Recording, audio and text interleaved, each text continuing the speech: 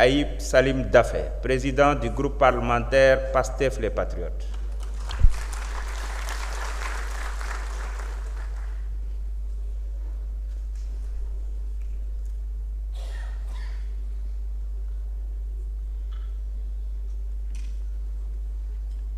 Assalamu alaikum, Monsieur le Président de l'Assemblée nationale du Sénégal, Monsieur le Président de l'Assemblée nationale de la République de Gambie, Monsieur le Président de l'Assemblée nationale de la République islamique de Mauritanie, Monsieur le Vice-président de la Chambre des représentants du Royaume du Maroc, Messieurs les anciens présidents de l'Assemblée nationale, Monsieur le ministre du Travail, de l'Emploi et des Relations avec les institutions,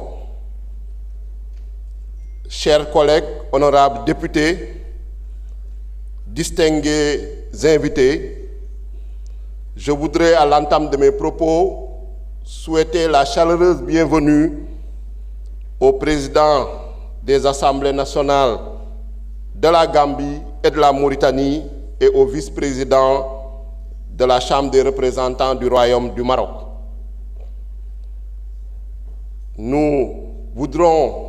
également remercier Monsieur le Président de l'Assemblée nationale du Sénégal pour nous avoir permis de nous exprimer en cette circonstance solennelle de clôture de la session ordinaire unique 2024-2025. Il me plaît de magnifier ce acte de rupture qu'est cette organisation de cette cérémonie de clôture, puisque traditionnellement, nous clôturions la session lors du débat d'orientation budgétaire avec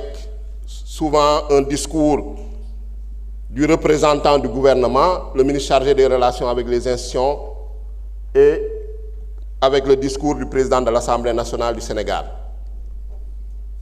L'organisation spéciale d'une cérémonie de clôture cette année témoigne de la volonté de rupture et de transparence du président de l'Assemblée nationale du Sénégal, ainsi que de tous les députés ici présents à travers les différents groupes parlementaires et les non-inscrits. Puisque nous devions toujours nous rappeler que nous avons été mandatés par le peuple sénégalais. Et ce peuple attend que nous lui rendions compte régulièrement de ce mandat. Et je pense que c'est la démarche depuis l'installation de l'Assemblée nationale du président Malick Ndiaye. Ouvrir l'Assemblée nationale aux citoyens, ouvrir l'Assemblée nationale au peuple sénégalais, ouvrir également l'Assemblée nationale à nos amis, notamment du continent africain, nos amis gambiens, nos frères et sœurs mauritaniens, nos frères et sœurs marocains ici présents et nos frères et sœurs de toute la CEDEAO ici représentés également. À la clôture, à la fin de cette session ordinaire unique, nous pouvons tirer un bilan satisfaisant, puisque l'Assemblée nationale, comme vous le savez, a 3 compétences constitutionnelles. Voter la loi, contrôler l'action du gouvernement, évaluer les politiques publiques. En ce qui concerne la procédure législative, nous avons abattu un intense travail d'élaboration, d'instruction et d'adoption des lois, que ce soit les lois de finances, que ce soit des lois ordinaires, que ce soit des lois organiques ou des lois constitutionnelles, durant cette session ordinaire unique. Nous avons, en dehors des projets de loi, issus de l'initiative gouvernementale, adopté 2 propositions de loi, et notamment la réforme du règlement intérieur qui a été faite de manière concertée, collégiale et inclusive, et dont la proposition de loi a été portée de manière symbolique par les présidents de groupes parlementaires et par les représentants des non-inscrits. Dans le cadre du contrôle de l'action gouvernementale, il faut saluer le dynamisme des 14 commissions permanentes et magnifier leur action pour assurer l'information de l'Assemblée nationale. Et on peut prendre pour exemple les commissions comme la commission des délégations qui en général ne fonctionnait pas, mais cette année, lors de cette session ordinaire unique, on a vu la commission des délégations tenir des travaux d'évaluation et de contrôle de l'exécution des lois votées. En ce qui concerne la commission contrôle et comptabilité, elle a eu à faire des travaux importants, notamment pour adopter le rapport financier trimestriel de l'Assemblée nationale, ce qui est également une première. Donc, je voudrais, à travers ces commissions, féliciter tous les présidents de commissions permanentes ainsi que tous les membres des commissions permanentes pour cet important travail accompli. En ce qui concerne l'évaluation des politiques publiques, qui est notre troisième compétence constitutionnelle, nous pouvons noter à notre actif l'élaboration du guide méthodologique de l'Assemblée nationale du Sénégal pour l'évaluation des politiques publiques et dans le cadre de la réforme du règlement intérieur,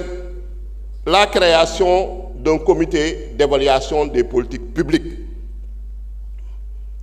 Ce bilan, comme je l'ai dit, est satisfaisant, mais nous ne devons pas dormir sur nos lauriers. Nous devons poursuivre dans l'amélioration continue sous l'impulsion du président de l'Assemblée nationale, M. Malick Ndiaye, pour redoubler d'efforts lors de la prochaine session ordinaire unique. En ce qui concerne le vote des lois, il s'agira de renforcer notamment l'initiative législative en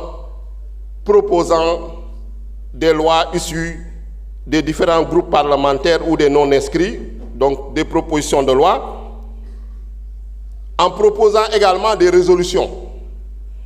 donc qui est de la compétence de l'Assemblée nationale. Dans le cadre du contrôle de l'action gouvernementale, il s'agira de renforcer la coordination et la synergie entre les différentes commissions permanentes, en mettant notamment en place des intercommissions, en initiant les auditions des ministères, notamment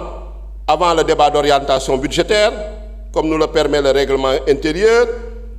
en assurant une meilleure coordination dans le cadre de la conférence des présidents. Des innovations ont été